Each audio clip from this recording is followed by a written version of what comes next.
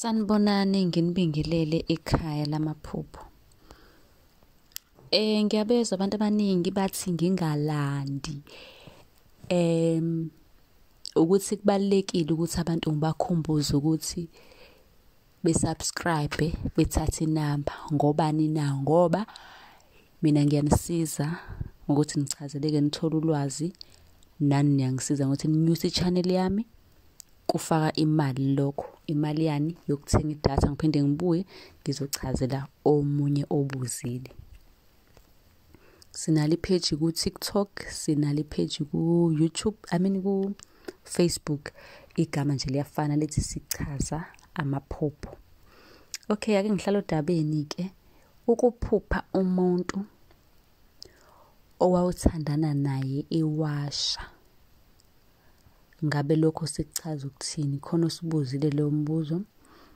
Into enokwasha phakathi nje kuye kuthiwe kuyinhlambuluko leyo.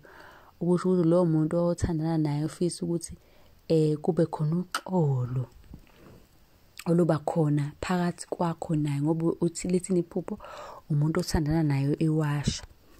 Okusho ukuthi unesifiso sokuthi wena naye nidlulise lokho okwenzeka, nizame ukuthi nixolelane, kodwa kungenzeka ukuthi unokwesaba ngenxa yamaphutha awenza, mhlampe ngenxa yezinto ezanihlukanisa. Kodwa akakhona ukufinyelela kuwe, akakhona ukuzehlisa. Engakusho ukuthi kubalulekile ukuthi uzehlise, ukhulume nje nomuntu, uwamukele iphutho lakho uma uyibona ukuthi wawu-wrong, ulamukele. Ikhona-ke incwadi yamaphupho, iwu-R500 inyukile.